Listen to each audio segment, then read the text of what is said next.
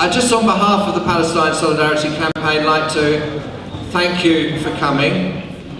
Thank you for being here. Thank you for not talking. That would be really good. And I think it's just to start off with a few words, and I promise there'll be a few, but about why we're here and why we have organised this event.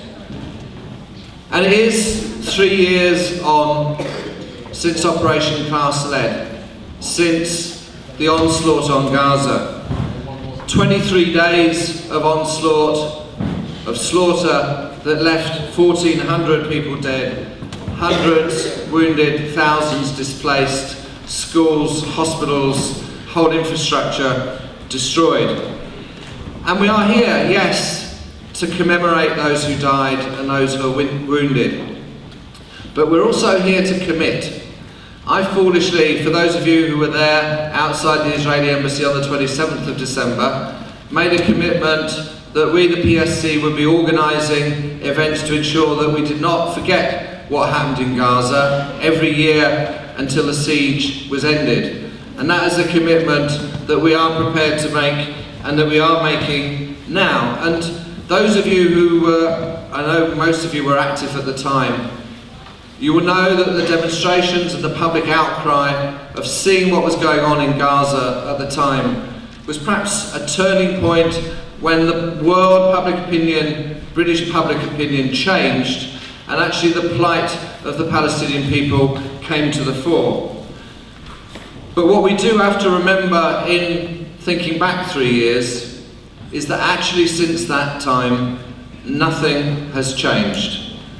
The occupation, the blockade, the siege of Gaza continues. The deaths and the violence continues. And despite everything that people have done, the convoys, the flotillas, the campaigning, actually there's been no real change in the Israeli position. And if you look at their justifications that they've used for the blockade and the siege and for the violence that they use, be it retaliation, and it's the most strange form of retaliation. It's like preemptive retaliation, isn't it? You get your attack in first, you kill people first in greater numbers. That seems to be the sort of retaliation that they're talking about. Be it rocket attacks, prisoners, Hamas elections, whatever the Palestinians do, be it national government, be it any change, it doesn't make any difference, because the intent of what they're doing in Gaza is about the collective punishment of the Gazans and the Palestinian people. So tonight is a night of letters, not so much of speeches, although there'll be one or two.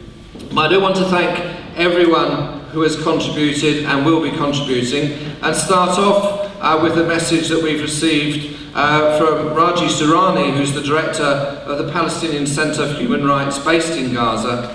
And he says, "First of all, let me start by saying that me and my colleagues are moved by your efforts and activities in solidarity with the Palestinian people. It adds to our hopes and energy. The commemorating event the Palestine Solidarity Campaign is organising on the 18th of January is a wonderful initiative.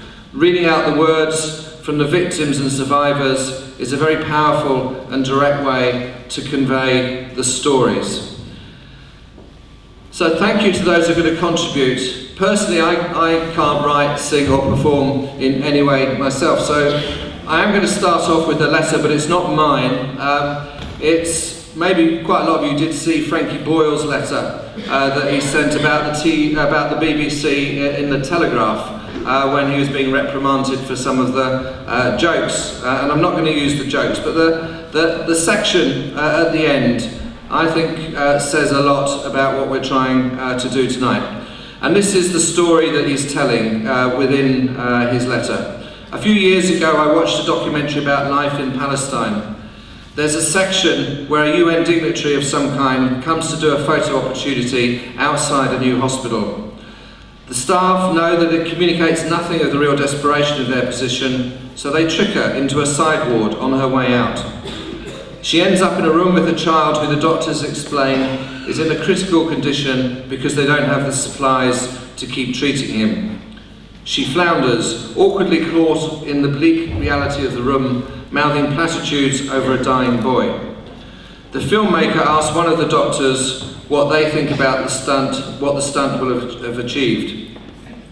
He, the doctor, is suddenly angry, perhaps having just felt at first hand something he knew in the abstract, the indifference of the world.